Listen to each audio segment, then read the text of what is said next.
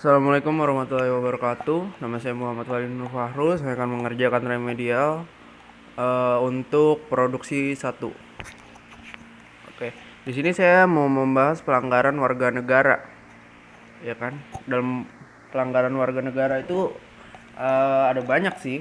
Cuma yang saya sebutkan ini kayaknya dua aja. Yang pertama itu pajak, yang kedua itu pelanggaran lalu lintas. Oke, kita ngebahas pertama pajak. Buat pajak, banyak banget sih orang yang nggak membayar pajak, ya kan? Di situ ada dua apa? Ada dua terkaitan gitu. Kenapa sih orang nggak mau bayar pajak?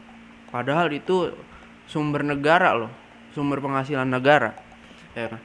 Nah, kalau ini sih menurut yang saya temui gitu loh di lapangan, di masyarakat setempat atau di pergaulan saya. Kenapa sih? Yang pertama itu karena di Tangerang ini belum ada kayak sistem yang berbasis aplikasi. Padahal zaman kita tuh udah teknologi buat ngecek pajak kendaraan kita sendiri. Nah, lain cerita, misal kayak Surabaya udah ada namanya apa gitu, udah ada dia buat ngecek pajak buat bermotor atau pajak mobil. Tapi di Tangerang ini belum ada. Nah, menurut pengakuan mereka itu masyarakat setempat saya, pertama ya karena itu kita nggak bisa ngecek dulu nih. Yang namanya pembayaran pajak kan biasanya ada keterlambatan, denda, dan berapa sih pajak yang harus dibayarkan untuk kendaraan kita. Nah, itu dia. Yang kedua itu mungkin faktor ekonomi sih. Mereka pada punya kendaraan, namun mungkin ya ada kebutuhan lainnya, jadi nggak bisa buat bayar pajak itu sih. Dan cara penyelesaiannya itu pertama, jika memang belum ada aplikasi berbasis eh, eh sistem berbasis aplikasi itu belum ada buat ngecek pajak kendaraan, ya segeralah dibikin oleh pemerintah buat memudahkan kita ini buat ngecek pajak kita sendiri. Jangankan kendaraan, untuk sekarang kan banyak banget pajak tuh udah kemana-mana, kayak properti, ya kan, segala macem itu juga lain dibikin semua gitu.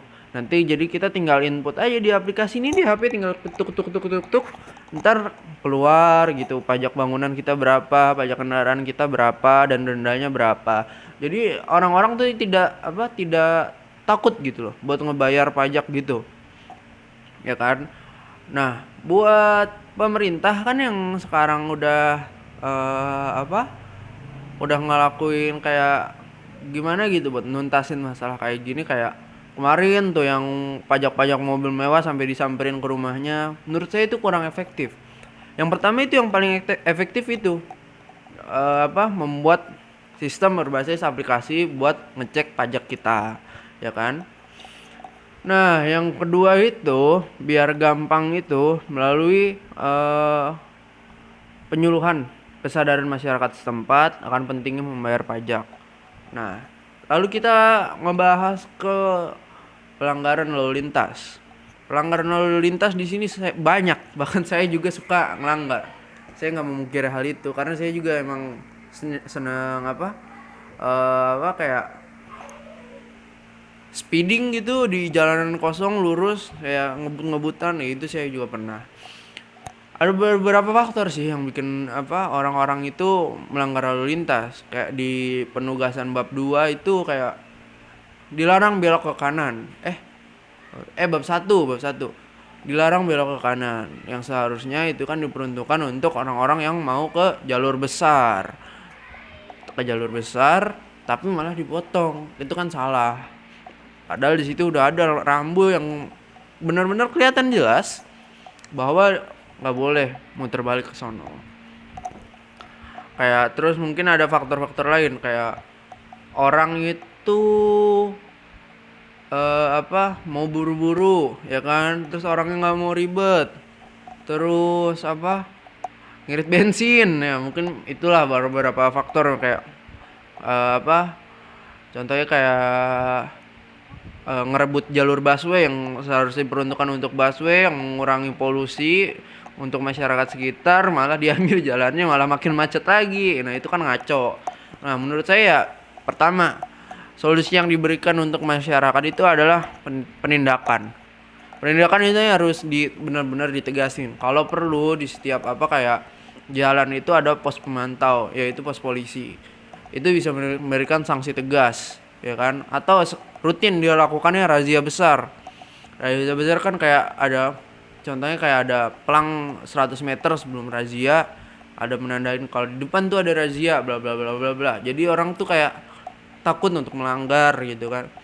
Nah terus apalagi ya buat nginin lalu lintas ya, penyuluhan sih. Yang paling penting itu lingkungan. Kalau lingkungan kita kagak baik atau kayak gimana kita lingkungannya terhadap kayak orang-orang yang emang sering ugal-ugalan di jalan gitu kan, sama aja. Kita harus pindah lingkungan itu sih. Dan dia harus cari ya lingkungan yang benar-benar ya mereka itu bertetangga sama kita dan bisa memberikan saran-saran gitulah, pokoknya yang baik-baik, nggak nggak menjerumuskan kita kayak buat melanggar seperti itu. Oke, nama saya Muhammad Fadil Nur Fahru, begitu sudah saya kenalkan dari atas dari depan. Makasih Bu.